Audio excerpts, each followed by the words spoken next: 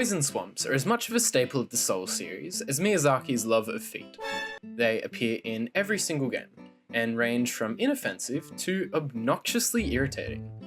While they do add variety to the dark fantasy landscape of the games, they are so openly annoying to traverse that Miyazaki himself has outright said he can't help himself but make more.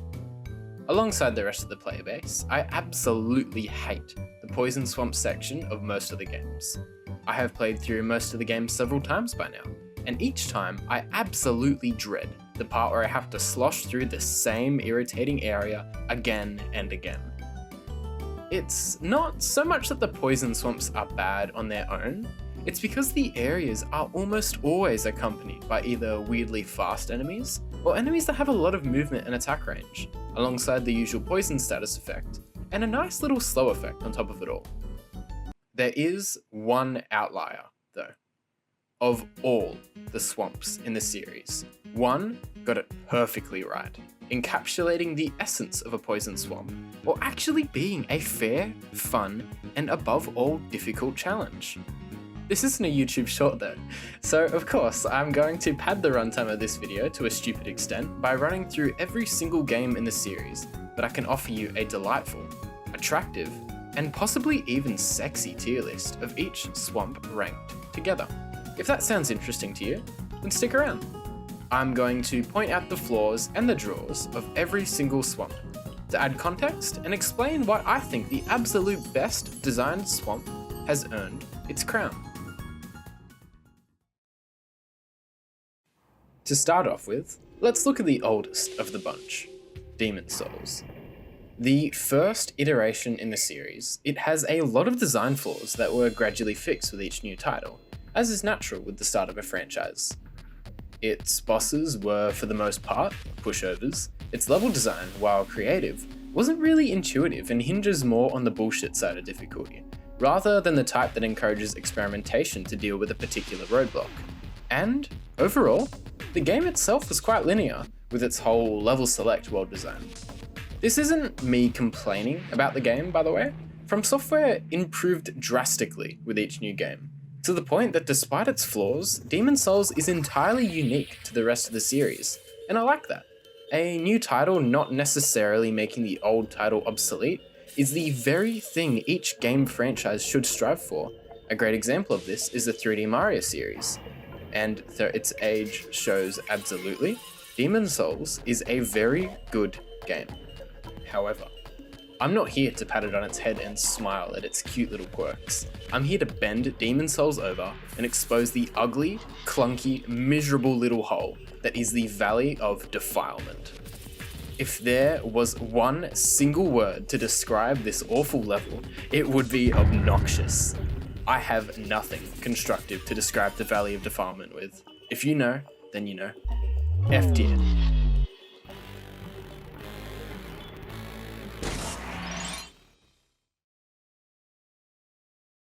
Next up is Dark Souls 1, the premiere of level design and world building.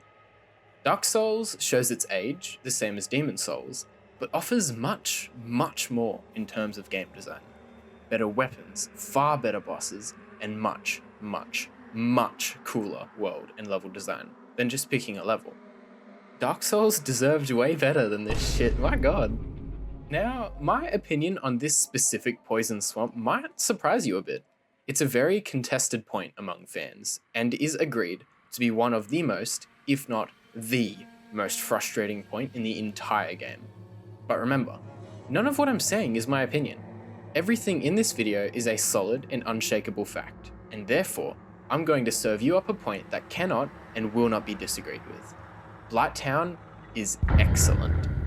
It's excellent because it's miserable, and I'm going to point out why. Blighttown has this just incredible atmosphere of rot and decay. It actually feels like a living place gone completely to ruin, and while that may be the story for every other Poison Swamp, nothing else hits that same specific atmosphere. The fact that even the crazy people in the depths blocked off the entrance is enough to freak you out. But the decay that just thickens the air, the crumbling wood, the decomposing inhabitants, the noxious mud coating the bottom, and then the enormous spider nest topping it all off just absolutely fucking nails it in the atmospheric department. But oh, I'm not done. I want to talk about how it feels to play through it. I can say all I want about how cool it feels. That's the sort of thing you only think about after several weeks of therapy and long after beating the area. Now, playing through Blighttown is punishing on a good day. I very, very clearly remember my first playthrough. I almost softlocked myself at the midway bonfire because I had been cursed earlier in the depths and had nowhere to go except further down. It was difficult, tense, incredibly irritating, and fit the level perfectly. I hated it, but loved the experience afterwards. But it doesn't just end there. Beating Quelaag is the end of Blighttown, but the thing I love about it is that there's just more. On the far left, looming over the swamp, is an arch tree, decaying but still standing. Next to Quelaag is a massive water wheel that acts as a shortcut on the way back, but can also allow you to skip the entire area with the master key. My point is that Blighttown needs to be looked at alongside the other poison swamps to gain the full measure of its worth. No other swamp has its level of complexity, and it trumps all but one other in terms of atmosphere and how interesting of an obstacle it is. A tier.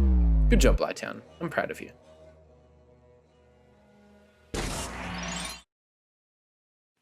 Next up is the black sheep of the series, and one of my absolute favourites, Dark Souls 2. I absolutely love this game. It has a ton of flaws, but is so goddamn creative and, in my opinion, an absolute icon of missed potential. It's a real shame it was never brought to life in the way it was meant to, but I will always love Dark Souls 2 for both introducing me to the series and having the absolute best last half of all the games in the series. To talk about its poison swamp though, it's just kind of there. Yeah, it's kind of neat how you gotta navigate the tunnels, but it's still pretty meh. It's inoffensive, not really a challenge, and doesn't have much of a story to it. I do really like the last chunk of Earthen Peak though, with the poison windmill, and how cool the boss looks and plays. It's a decent area, and to be honest, I'm running out of things to say about it, because I could have literally beaten the area in the time it takes for me to write this paragraph. C tier. Pretty meh, but much better than you.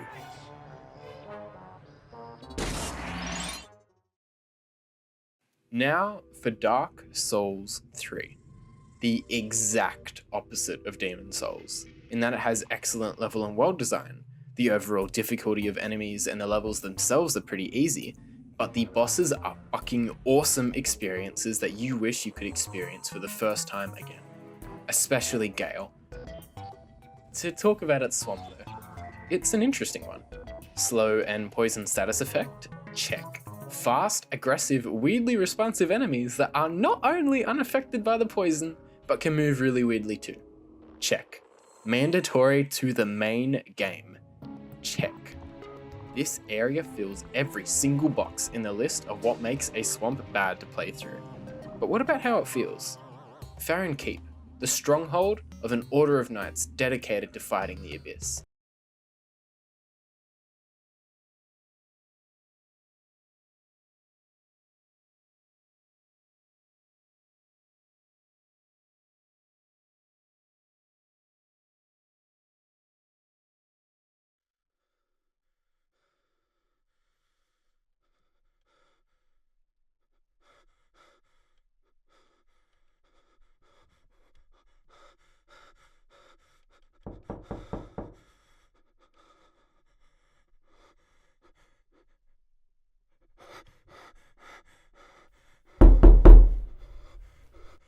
Left abandoned to monsters and decay, while its guardians kill each other to desperately stamp out the abyss they tried to stop. How fucking cool is that? Everything in the keep is irritating, but it's for a good reason, not just to pad runtime to the game.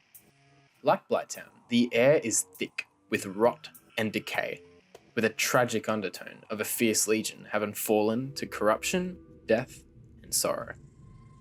To cap it all off, this area has one of the best bosses and boss soundtracks of any game in the series, with an equally cool reward for overcoming it. This area will always be annoying to play through, but it isn't obnoxious, and I think it fully deserves its place in the A tier.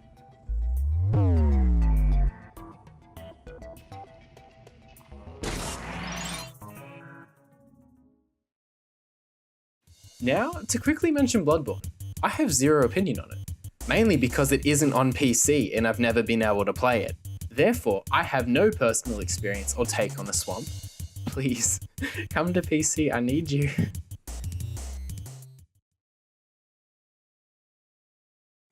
Now for Sakura, my absolute favourite game in the series, coupled with the highest movement and the shortest swamp. Sekiro has very cool movement, allowing you ridiculous traversability and personal paths to take throughout the world. For some reason though, this game also has the tiniest poison swamp, literally a little paddle pool at the bottom of the well. This area is done the instant you beat the mini-boss. It's almost funny how short it is. Knowing Miyazaki though, he probably couldn't help himself, and its inclusion, no matter how small it is most likely a nice little knife in the ribs for everyone who's suffered through Blighttown. The only thing about this swamp that sets it apart though, even the tiniest bit, is that it changes. If you didn't beat the ape first, the area is populated, with tents and snipers set up, including a mini-boss. If you did beat the ape first, the area is ravaged, tents destroyed, with only a few soldiers left behind. This naturally increases the difficulty, with less cover for the ranged attacks. It's quite clever when you think about it. After beating the Sunken Valley, your health and damage would have both increased, so this small change makes the area less of a pushover, which I really like. You also find the ravaged body of a sniper later in the tunnel, adding to the atmosphere. Overall, short, but still very cool and pretty unique. B tier. Good job, Sakura.